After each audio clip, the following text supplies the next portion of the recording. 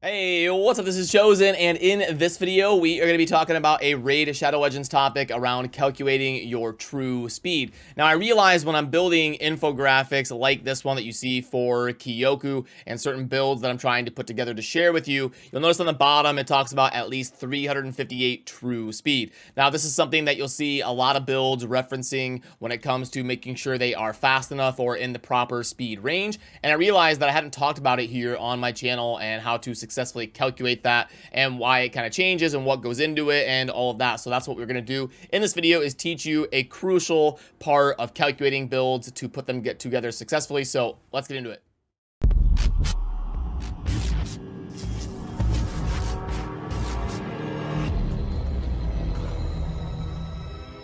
Alrighty, and first of all, I did lay this out in a text format if you would like to read through it or pull this up whenever you would like. So I will link to that down below if you want the text version of this article available for you to read in your own time.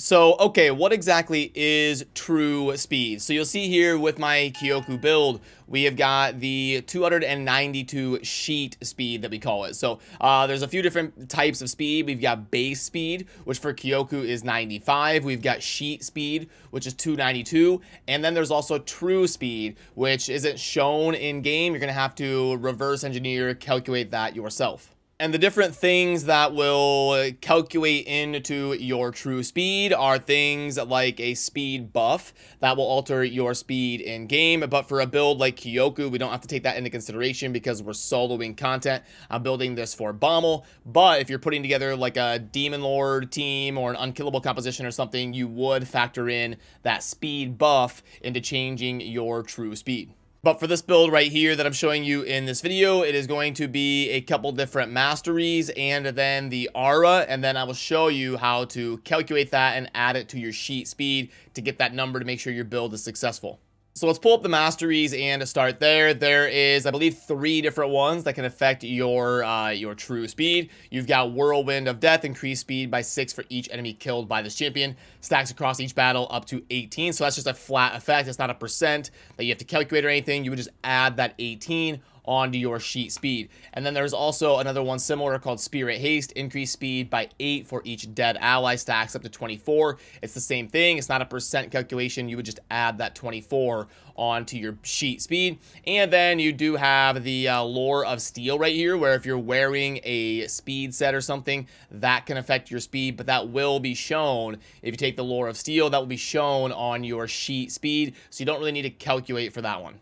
And then we need to also take a look at the aura that we're bringing into battle. So for the team that I put together to enable Kyoku to solo Bommel 90, I bring Lady Kimmy and then 3 food champions just to kind of die as fodder to stack up that Spirit Haste. And then we are able to solo it with the Kyoku build. But you can see here the aura skill on the top left, increase ally speed in Doom Tower battles by 30%. Now, auras are only going to stack on your base stat and not your sheet speed. So what we would do is we would take the Kyoku 95 base speed times 30% to calculate the bonus that we're going to be adding on top for our true speed. So now let's go ahead and lay that out for you up top. We've got Kyoku's base speed of 95, and then we've got the aura of the 30%, which is going to be the 0.3. So when you take the base times the 0.3, you get the bonus of 28.5, and then we've got that mastery Whirlwind of Death, and then also the mastery Spirit Haste plus 24, and we also have that sheet speed of 292. Now, some people make the mistake of adding both of the base and the sheet speed into this. I'm just putting the base speed on there to show you how to calculate the aura bonus. You don't add the base and the sheet because the game already includes the sheet speed is your base plus your gear. So you've already got that there. That gives us a true speed down here of 362.5 when we add everything in green, the sheet speed, then the 2 masteries, and then the aura bonus.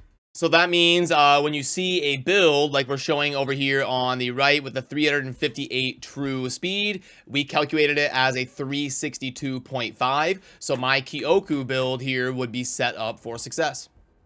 So now that you're able to calculate that true speed and you kind of know what goes into it, remember there are still things that you need to get to happen during the run. This was very well known with those pain in the rear Crimson Helm runs that I used to do where you're manualing the Bombo boss and you have your Crimson Helm built to do like no damage, but you have to proc the effect of those masteries, remember. So you need food champions to die to help hit that true speed, and then you also need to get those 3 kills to proc the Whirlwind of Death mastery going on. So there's still some parameters that you have to hit. You can't just kind of build it with the masteries and get the right true speed and then take it into battle without considering anything. Remember, the true speed is what's happening on the battlefield, taking the whole picture into account. So if you're using those masteries to affect your true speed, it's just something you want to keep in the back of your mind while you're playing to make sure you proc those effects during your run, or else your things are going to fail. Like my Kyoku run, if I, if I have things like Lady Kimmy stay alive for too long, and then I head into the boss fight, Lady Kimmy starts doing speed buffs and throwing me off and stuff like that. Weird things like that can cause a run to fail, and it makes people go like, wait, what is going on? I built the right true speed. So make sure you're monitoring how the things happening on the battlefield are going to affect that number, because it can definitely cause runs that would have been successful to fail if you're not hitting the right stacks of effects. And also worth noting that there are amazing tools out there that can help you with these true speed calculations, like my good friend Deadwood Jedi over on his website, deadwoodjedi.com, where he's got an amazing clan boss calculator tool that you see over there on the right. And you'll also notice the true speed number right here. And hopefully this video gives you a little bit of an understanding on what actually goes into calculating that true speed number. But whenever you've got a super complicated setup like a clan boss team, where you've got 5 different champions placing different buffs at different times, and it's an unkillable composition where you can never have anything drop off, sometimes when it's that complicated, it's great to seek out a tool that's been designed to help you with monitoring those calculations and making sure the team is always going to function properly. So definitely when you're setting up an unkillable team for Demon Lord or something, I would recommend a tool like Deadwood Jedi has. But when you're doing a build like a single champion in Kyoku that wants to solo down Bommel, or you're building a Tomb Lord to solo Dragon, or you're building the new Fusion Nishok to solo something, totally fine with just doing that calculation yourself, and you can usually do that within a minute or two, as long as you know the different numbers that go into calculating that true speed yourself to make sure the build is going to function properly.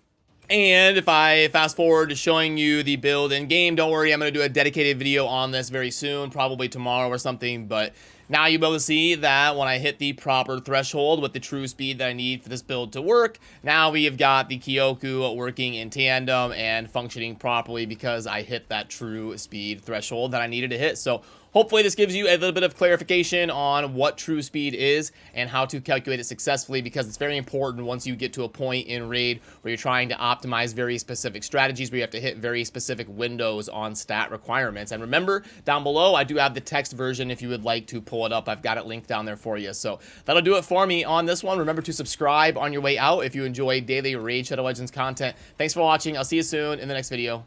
Peace.